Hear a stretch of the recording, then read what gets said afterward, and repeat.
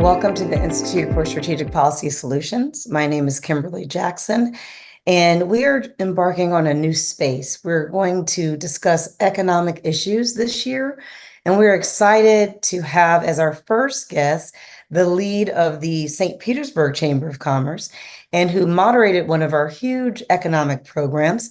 Christie, we're so honored to have you today, and we just want to have a small chat, about economics. Everyone is talking about the political landscape. We're blessed at the Institute to talk about both political, social, but more importantly, economic issues as well. So as we pivot, I want to just take time to first honor your space because you have a very difficult job, but also again to thank you for sharing some of your wisdom today. With that being said, will you take a moment just to introduce yourself, who you are, and why you're interested in the space that you've become the leader in? Sure. Thank you so much for having me, Kimberly and ISPS. We appreciate the opportunity. So I am the Vice President of Advocacy here at the St. Petersburg Area Chamber of Commerce. I've been in this position for actually almost exactly 2 years. It's my 2-year anniversary. So happy to be here and representing the business community of the greater St. Petersburg area. My background is when I first started in the professional world, owned my own business for 10 years, worked in the nonprofit space a little bit, worked for the city of St. Petersburg for 4 years. So I got a really great background of, how all things are collaborating together and how all of those entities are oftentimes working towards the same or similar strategic goals, and really the value of the collaboration. So working here in the advocacy and public policy space with the St. Petersburg Chamber is really about listening to all the business in the communities to help us reach those collective goals together. So tell me a little bit more about, chamber participation and how you engage with businesses. I think that being a member of the chamber is really important to learn whether you're individually trying to increase your professional career or whether you're trying to enhance your business. But from your perspective, how do you support businesses in your role as the leader in the chamber? Yeah, absolutely. So a success that I'll share with you is that we are close to signing up almost 300 new members just this year in 2024 to our chamber. And that's to add to our over 1,400 members that are current in our chamber membership, which reflect really a wide variety from small nonprofits to startups to mom and pops to large, multinational corporations and everything in between. So we really value the opportunity to combine all of those voices and to bring new and diverse voices to the table. That was really one of my goals coming here, like I said, about 2 years ago, is making sure that when we say this is the voice or the opinion, or if the business community is supporting something, that it really does reflect all of those different voices. And really one of the most valuable benefits of chamber membership in our chamber is the opportunity to share those voices through some of our advocacy committees. We participate in all different subject areas from education to sustainability and transportation and housing.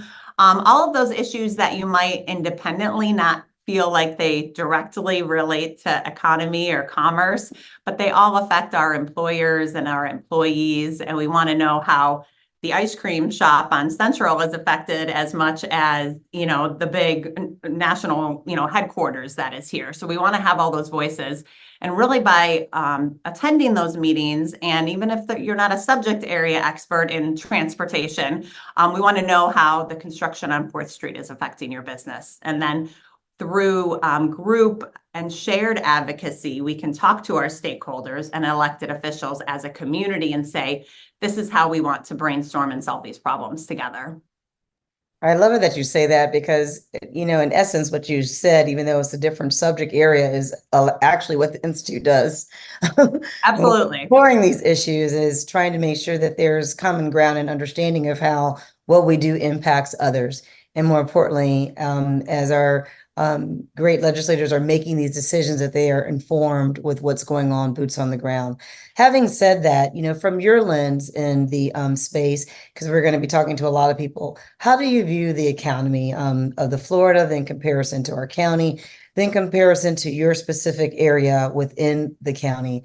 Of course, from our lens and as a resident, not in my capacity for work, is we've had titanic shifts, particularly in this area. So how do you think that's going to help us or challenges we might face on the economic lens?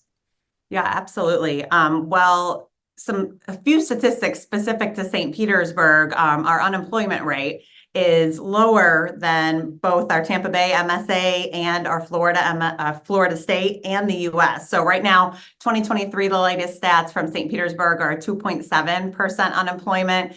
Tampa Bay, MSA, and Florida are both at 2.9%, while the US is at 3.6%.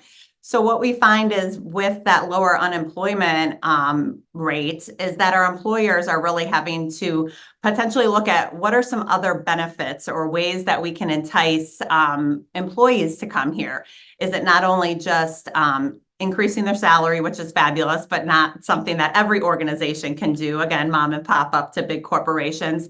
But we're really investigating ways to address some of those social determinants of health and those quality of life issues that we mentioned earlier that we're addressing in our committees of can there be a transportation credit to be able to utilize public transportation to get to your job. One thing that we're learning more about was passed in the state legislature and the budget plan this year was the child care tax credit that employers can take advantage of throughout the next year. And that's either offering a tax credit or a payment directly to employees to pay for their child care, or even building childcare on site. So we want to be able to bring these opportunities to our employers that because it is so much more competitive within the space now. So final question, which is always a difficult question because we all see things through different lenses. What do you think the future outlook looks like for us? Like, I know at the college, we're investing heavily in workforce, which we have been for some time. And the more and more I talk to young people, the more they are firm in some of the roles they want to play in our community, which are beautiful. Some people specifically want to be nurses or specifically want to be mechanics or, want to be small business owners. And that's going to really shift the lens of our community, I think, from those professional roles and for, from doctors, lawyers, et cetera, to a different type of employee that you're going to represent. So I just want to know your thought process on, what do you see the future of innovation how it's going to impact us from an economic standpoint? Absolutely. So one of the main projects that's kind of on the forefront here in St. Petersburg is the 86-acre historic gas plant redevelopment project, right? And the future of work is one of our task forces as well that really combines education and workforce development and what, as you were just addressing, what does the future of work look like? So as it applies to the historic gas plant district, we know that there's going to be an opportunity for job creation in some non-traditional roles. So not just your doctors and lawyers, but your construction supervisors and opportunities in the future with the professional roles that might be there in the Class A office space, which we haven't had any Class A office space new in the last 30 years. We have actually an office space vacancy in downtown St. Petersburg right now of 4.9%. And the national average is, I think, at just below 20% vacancy. So we are way below that. So looking for, all the opportunities that the gas plant district redevelopment is going to bring us, not only in the job creation, but also in all the quality of life elements, right? We have slated an African American History Museum. We have green space. We have transportation connectivity. So all of these opportunities coming together in one central location is really key. We want to make sure that we are thinking about not just what jobs are needed now and in our current climate and our current environment, but in the future. And our Future of Work task force is working on a workforce asset mapping project where we're looking to see and identify what type of graduates and students are we certifying right now, and then what jobs are going to be needed in the future, and then what the gaps are. So we're working with not only our higher education and education institutions, but also our employers. So we can hear from the HR professionals, what do you need? What do we have now? And how can we solve this problem together? Well, thank you. Before I close out, I want to always ask this question. Is there anything you want to take time to brag on? I know it's very interesting when we're talking to a lot of business leaders, and when I was prepping, I realized we don't really talk to you all a lot. I'm just talking about generally in a community, we don't have these conversations, which I think are so important to understanding, for our future leaders, how they engage in a way that's so different from how former generations engage. But if there's anything you want to take time to brag about, please do so now.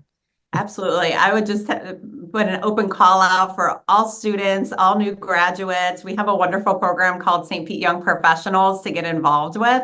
And it's a great way to meet new people that are your own age, but also start the connection to the business community and the community at large of knowing what opportunities are available, what issues are out there, and how that might align to their passions, because we can't wait to have this new generation contributing to our community.